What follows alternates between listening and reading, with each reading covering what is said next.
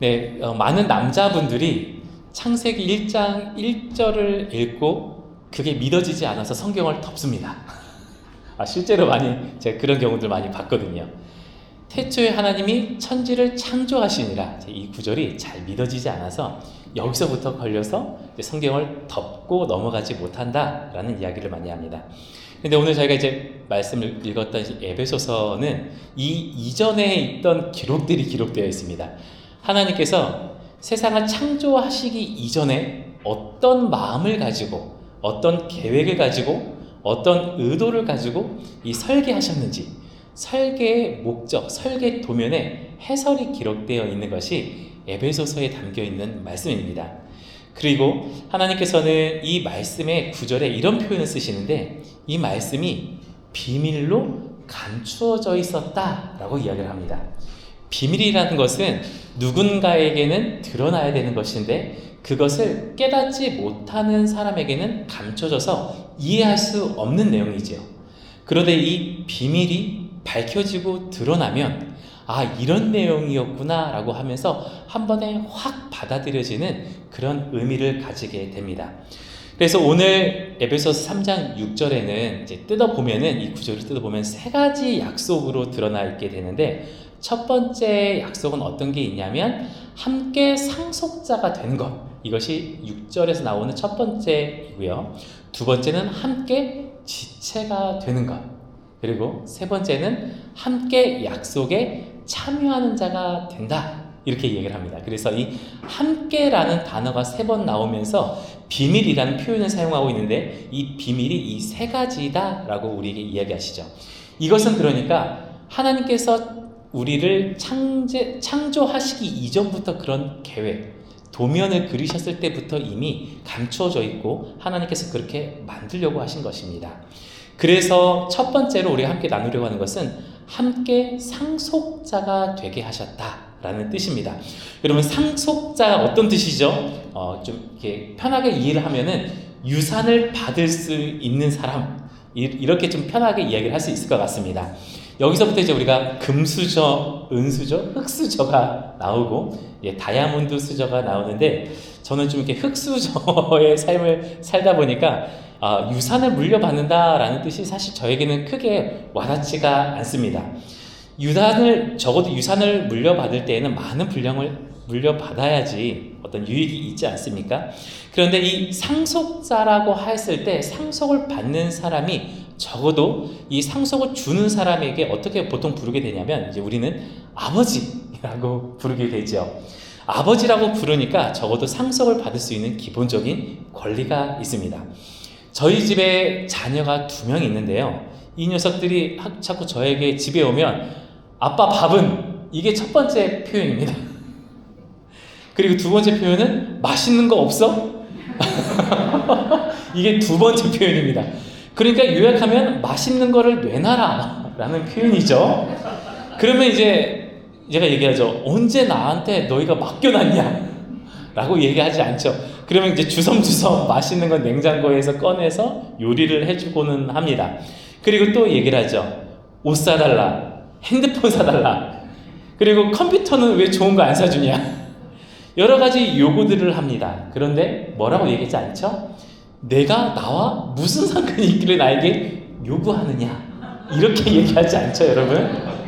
그러면 이제 남인 거잖아요. 우리가 이렇게 표현하지 않습니다. 왜죠? 저와 이 자녀들은 관계가 아버지와 자녀로 관계가 맺어져 있기 때문이죠.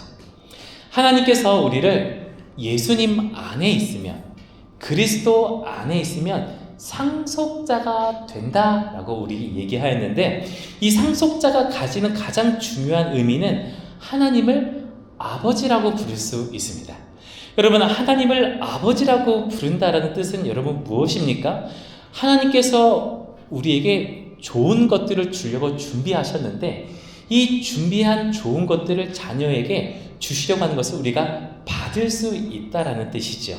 그래서 자녀에게 가장 좋은 것을 주시려고 하시는 이 상속자, 상속의 유업을 주시려고 하시는 하나님을 아버지라고 불러서 우리는 하나님 앞에 구할 수 있다라고 말합니다.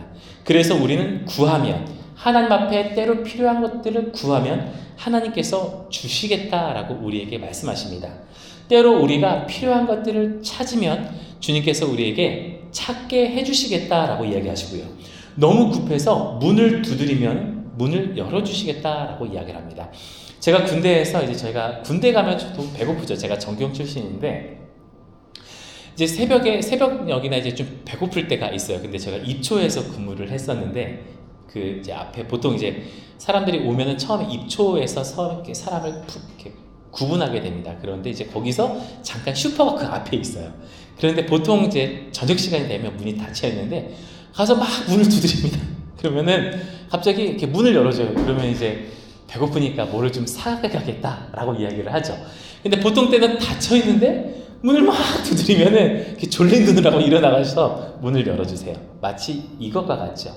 우리가 상속자가 된다는 것은 급할 때 문을 두드리면 하나님께서 문을 열어주셔서 필요한 것을 우리에게 주시는 그 자녀의 신분을 우리에게 주시겠다라고 우리에게 말씀하십니다. 그러니 우리가 가장 좋은 것은 무엇입니까? 그리스도 예수 안에 있으면 이것만 기억하시면 되는 것입니다. 그리스도 안에 있으면 하나님께서 우리에게 상속자의 권세를 주셔서 우리로 하나님을 아버지라 부르게 하시고 가장 좋은 것들을 하나님께서 우리에게 주시겠다라는 약속, 그것이 비밀로 감춰져 있었는데 우리 가운데 드러났다. 우리에게 이렇게 말씀하십니다.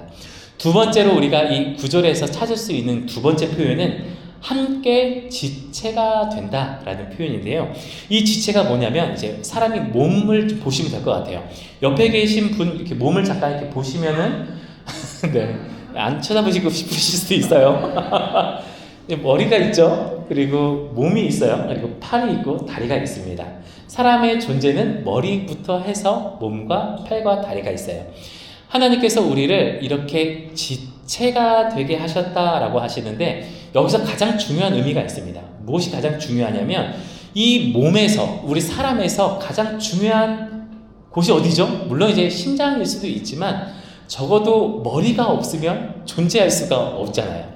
그래서 예수님께서는 우리의 머리가 되신다라고 얘기하고 교회는 우리의 몸이다라고 이야기를 하세요. 여기서 가장 중요한 것은 머리가 영양분을 가지고 있어서 몸에게 가장 좋은 것들을 내려줍니다. 그래서 가장 좋은 것들을 가지고 좋은 일들을 할 수 있도록 계속해서 영양분들을 가지고 이 세상에서 살아갈 수 있도록 영양분이 우리에게 내려오게 되는 것이죠. 그래서 우리는 무엇을 상상하게 되냐면 내가 이 세상을 스스로 살아간다고 생각하는데 그렇지 않다라는 거예요. 왜냐하면 나는 몸이죠. 나는 몸인데 양분이 머리로부터 내려오기 때문이죠. 가장 좋은 양분이 머리로부터 나에게 임하니까 나는 혼자 스스로 살아가는 것이 아니라 위에서 내려오는 양분을 가지고 살아가는 것을 경험하게 됩니다. 여러분, 우리가 이것을 이제 DNA다라고 이야기를 하는 것이죠. 저희 집에 이제 첫 번째 자녀가 이상하게 음을 잘 못 맞춥니다. 계속 디스를 하네요. 죄송한데. 그래서 노래를 하면 정말로 노래를 좀 그만 불렀으면 좋겠어요. 음을 못 맞춰서 자꾸 다른 곡을 불러요. 그래서 이제 기타를 치게 했는데 기타를 잘 치는데 그래도 음을 못 맞춥니다. 이게 그래서 얘는 도대체 누구한테서 태어났나? 라고 생각을 했는데 왜냐면 저는 한 번도 그런 적이 없기 때문이죠. 그런데 이제 이 자녀가 커가면서 다른 재능들이 발견되더라고요. 그래서 하나님께서 우리에게 다른 좋은 것들을 많이 주시는구나.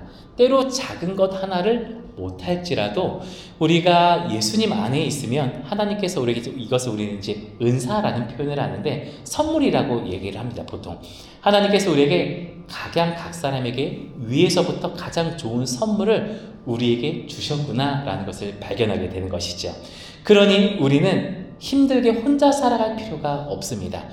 예수님 안에 있으면 우리는 함께 지어져 가서 머리 되시는 예수님께서 주시는 것으로 우리가 이 세상을 살아갈 수 있다. 우리에게 이렇게 얘기하십니다. 세 번째로는 함께 약속에 참여하는 자가 됩니다. 구약 성경에서부터 하나님께서 약속하신 그 많은 계약서들이 있습니다. 그 계약서들에 우리가 도장을 찍으면 효력이 대상자에게 발생하게 되죠. 이것을 우리는 약속의 수혜자다라고 이야기를 합니다. 그런데 이 약속의 특징이 있는데 무엇이냐면 일방적으로 우리에게 좋게 적용이 됩니다. 실제로 하나님이 좋은 게 하나도 없어요. 약속하신 하나님 앞에 좋은 것은 하나도 없고 오직 우리에게 유리하고 좋은 수혜자의 계약서가 되어 있습니다. 단 한 가지의 조건만 있는 것이죠. 그리스도 안에 있으면 이 효력이 발생한다라고 우리에게 말씀하십니다. 그러니 오늘 우리가 함께 봉독하였던 에베소서 3장 6절의 말씀, 이 세 가지는 무엇입니까? 예수님을 믿게 되면 우리가 그 안에서 자녀됨, 그리고 그 안에서 지체가 돼서 우리가 혼자 살아가지 않고 함께 살아갈 수 있으며 하나님께서 약속하신 그 많은 약속을 우리가 수혜자로 살아갈 수 있는 놀라운 비밀이 숨겨져 있었는데 그것이 이제 예수님 안에서 다 드러났다라고 이야기를 합니다. 우리가 그러면 무엇만 하면 됩니까? 믿기만 하면 된다라고 우리에게 말씀하십니다.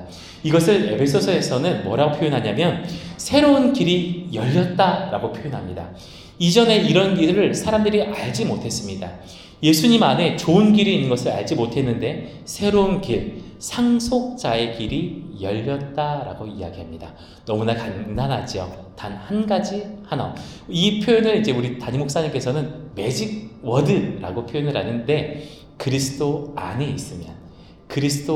있으면 이와 같은 놀라운 은혜들이 우리 가운데 다 인정되고 수혜자로 우리가 살아갈 수 있다라고 이야기합니다. 여러분, 혼자 살아가지 않는 세상입니다. 하나님께서 우리와 함께 하시겠다라고 약속하셨고요. 그 약속 안에는 하나님의 살아계신 증거와 증표들이 있습니다.